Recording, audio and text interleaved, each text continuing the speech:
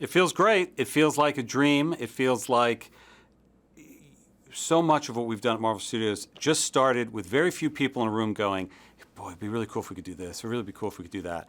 But it probably could never happen. This, by far, is the pinnacle of that. And sitting down with Amy Pascal for the first time and going, what if we brought him home? What if we brought him into the Marvel Cinematic Universe? And every step of the way, from finding John Watts, certainly Tom Holland, who was a miracle delivered to us as the unbelievably great Peter Parker, Robert Downey joining the cast, Jon Favreau coming back.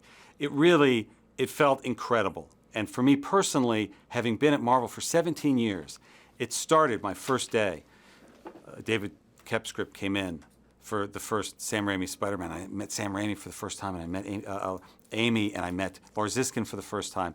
And now 17 years later, bringing him into the cinematic universe that didn't exist when we did that first movie is amazing. And it's a testament to the character of Spider-Man that there's so much left to be done with him. And I think that's another thing we wanted to prove. We really wanted to show people, you haven't seen what Spider-Man can be. Because he was never created to be a hero by himself in a city. He was created to be an unbelievably different type of hero, younger, have other responsibilities, in contrast to the Iron Man and the Thor and the Captain Americas out there. And now we get to do it.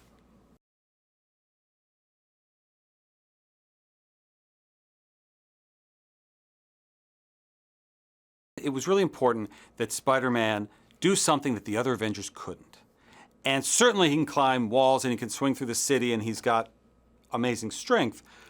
But also, how can what seemingly is a disadvantage for him? He lives on the ground level. He doesn't live in an ivory tower. He's not from another planet. He has to go to school. He has to be home on time for his aunt. How can you turn that into an advantage? And as you see over the course of this movie, there is a villain that the Avengers are underestimating. And Peter tells them about it, and Tony calls the FBI and sends somebody else on it. But they weren't watching that, because the Avengers are looking up. They're not looking here, and Spider-Man is.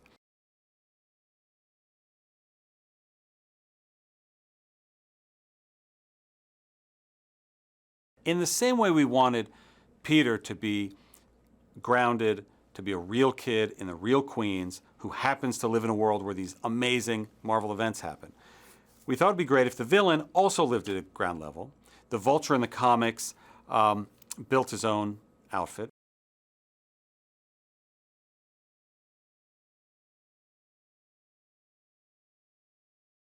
He's a Spider-Man villain who was not created by a science experiment gone wrong. He's a villain who made himself. He's a villain who took these crazy events that happen around him, aliens falling out of the sky, Ultron robots ending up in the outskirts of European countries, and he can either let it steamroll his business and let the world pass him by and feel like he's lesser working class guy, or he can do what he believes right for his family and step up.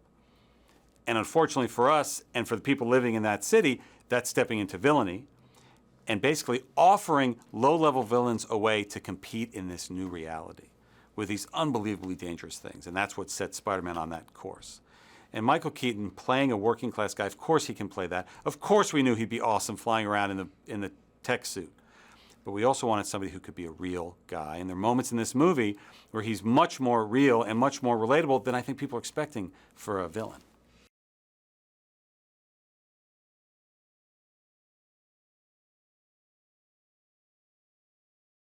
Tony, there was a lot going on in Civil War. He found himself at odds with half of the Avengers, led by Captain America, and he needed help. And clearly, at some point, this YouTube video of this person in a costume, which most people think are fake, and if you look in Homecoming when he's in class in the beginning part of the film, he's watching one of those videos, and you can look in the first comment, it says fake. But Tony knew something was going on. And he goes to see, and that scene in the bedroom in Civil War really is the heart of what we wanted to launch and continue in Homecoming. When he says, I just wanted to look out, somebody's got to look out for the little guy. Basically, while all these Avengers are flying around, dealing with very big things, who's here taking care of the little guy? And that's what Peter's always been about. That's what Peter Parker's mission basically is. And while he's encountered the Avengers, what would it be like if you were a kid who played an instrument in high school, and suddenly the biggest rock musician in the whole world calls you, takes you to Europe. You actually hold your own in a big concert, and then he drops you off, and you have to go back to school. That's a relatable, fun concept, even without the webs. And for us, for a great movie to be relatable and entertaining and emotional, it has to work with or without the visual effects. It has to work with or without the costumes. And I love that people call Iron Man Tony Stark. They're interchangeable. He's a real person. Peter Parker. You don't have to say Spider-Man. You say Peter Parker because they're all real people. They're real to us. And showcasing that heart and showcasing what makes them relatable is what all of the movies are about, but nobody's more relatable than Peter, because we all either went to school, are in school, or going to go to school.